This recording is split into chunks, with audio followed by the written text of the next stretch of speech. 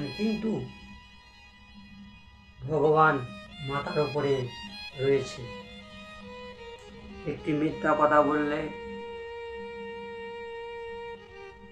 মাথার উপরে ভগবান সে লিখছে।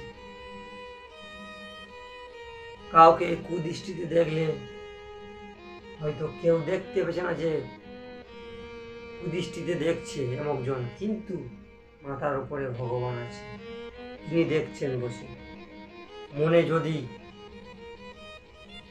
বসে বসে কারো লেগে খারাপ ভাবনা চিন্তা করি, হয়তো কেউ শুনতে পাচ্ছে না, কিন্তু একজন শুনতে অবশ্যই পাচ্ছে, সে একজন দেখতে পেয়েছে, সে লিখছে কতটা পাপ বা কতটা পুণ্য হচ্ছে।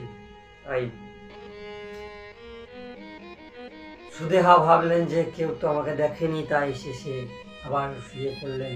তারপর প্রতিদিনের মতো সকাল হলো, আর সুদেহা উঠে নিত্যকর্ম করতে লাগলেন। আর সেই সুদেহা উঠে নিত্যকর্ম করতে লাগলেন শিব ভক্তি করার জন্য, বা পরিবারে যা কাজ হয় তাই করার জন্য।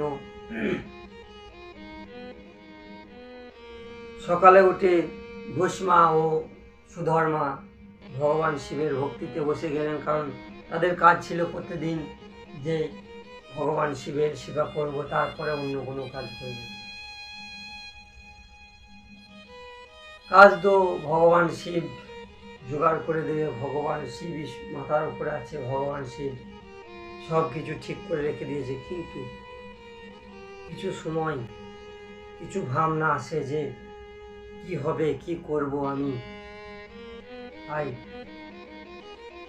যে কোনো ভক্ত ভগবানকে ভজতে ভজতে এমন সময় আসে যে ভগবানকে ভজার মতো